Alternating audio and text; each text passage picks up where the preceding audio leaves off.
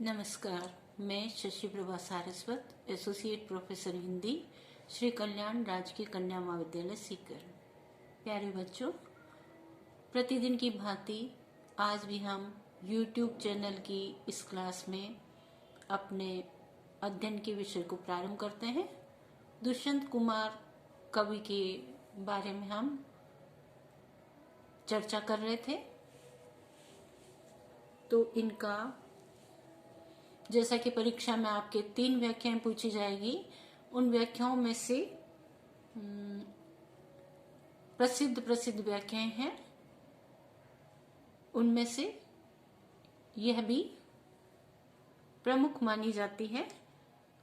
तो व्याख्या इस प्रकार से: इस नदी की धार में ठंडी हवा तो आती है, इस नदी की धार में ठंडी हवा तो आती है, नाव जर्जर ही सही, नाव जर्जर ही सही, लहरों से टकराती तो है, लहरों से टकराती तो है। एक चिंगारी कहीं से ढूंढ लाओ दोस्तों, एक चिंगारी कहीं से ढूंढ तो लाओ दोस्तों, इस दिए में तेल से भीगी हुई बाती तो है। एक खंडहर के हृदय सी, एक खंडहर के हृदय सी, एक जंगली फूल सी, एक जंगली फूल सी, आदमी की पीर गूंगी ही सही गाती तो है, आदमी की पीर गूंगी ही सही गाती तो है। एक चादर सांझ ने सारे नगर पर डाल दी, एक चादर सांझ ने सारे नगर पर डाल दी, ये अंधेरे की सड़क उस भोर तक जाती तो है, ये अंधेरे की सड़क उस भोर तक जाती तो है। निर्वचन मैदान में लेटी हुई है जो नदी, निर्वचन मैदान में लेटी हुई है जो नदी, पत्थरों से ओट में जो जाके बतियाती तो है, पत्थरों से ओट में जो जाके बतियाती तो है।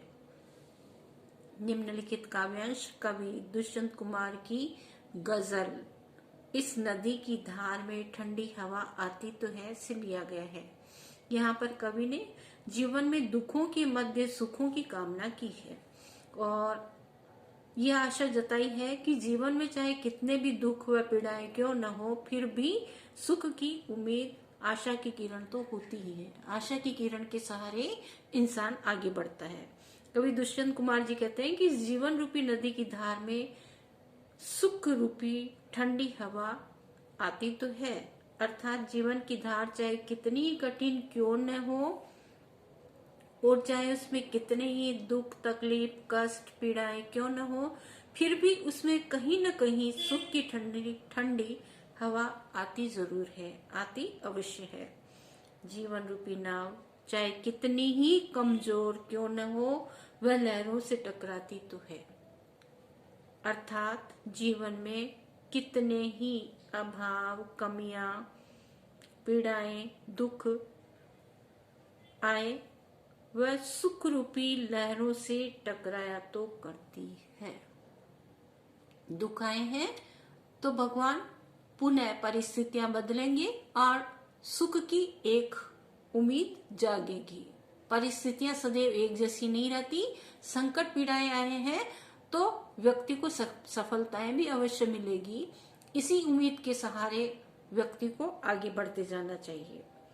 शायर कहता है कि हे मित्रों, कहीं से एक चिंगारी तो ढूंढ लाओ, क्योंकि इस दीपक में तेल से भीगी हुई बाती तो है।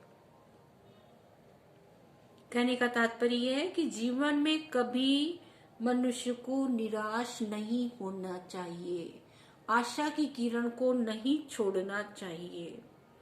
थोड़ी सी भी सुख की उम्मीद हो तो उसे जी भर करके जीना चाहिए। दुष्यंत कुमार जी कहते हैं कि खंडर से हृदय के समान, एक जंगली फूल के समान, आदमी की पीड़ा चाहे गूंगी ही सही, लेकिन वह गाती तो है। कहने का आशय यह है कि जिस प्रकार से खंडर अपनी कहानी खुद कहता है, जंगल में फूल चाहे कोई न देखे, फिर भी फूल अपना खिलना नहीं छोड़ते। जंगल में तरह तरह के विभिन्न प्रकार के जाति जाति के फूल खिले रहते हैं, मनमोहक पुष्प खिले रहते हैं। उसी प्रकार दुखी आदमी अपनी पीड़ा को शब्दों में व्यक्त न कर पाए, फिर भी उसकी पीड़ा स्वयं को अभिव्यक्त कर देती है। कवि कहते हैं कि सांझ ने एक चादर को सारे शहर के ऊपर डाल दिया है। ये सड़क चाहे अंधेरे की क्यों न हो, फिर भी वह भोर तक जाती तो है। कहने का तात्पर्य यह है कि जीवन में चाहे कितने ही दुख, संकट, पीड़ाएं, असफलताएं क्यों न आए, फिर भी भोर के सूरज अर्थात सुख का आगमन अवश्य होता है। प्रकृति का ये चक्र चलता रहता है, कभी दुख, कभी सुख, कभी पीड़ा, कभी खुशी, कभी गम, इस प्रकार चलते रहते हैं। तो मनुष्य को हिम्मत नहीं हारनी चाहिए, उम्मीद के सहारे, आशा के सहारे कर्म करते हुए अपने जीवन को आगे बढ़ाते जाना चाहिए। दुष्यंत कुमार जी कहते हैं कि शांत मैदान में जो नदी लेटी हुई दिखाई दे रही है, वह पत्थरों की ओट में जाकर उनसे बातें तो करती है। तात्पर्य यह है कि पीड़ित मनुष्य चाहे कितना ही खामोश क्यों न रहे, कितना ही चुप क्यों न रहे, फिर भी उसकी पीड़ा उसे बतियाती है। अर्थात आदमी स्वयं अपनी पीड़ा को महसूस करता है, खुद अपनी पीड़ा को महसूस करता है। वह कितना ही मौन रहे, चुप रहे, किसी से कहे या न कहे, पर अपने मन में अपनी पीड़ा को, दर्द को, अपनी कसक को वह महसूस करता रहता है, अनुभव करता रहता है।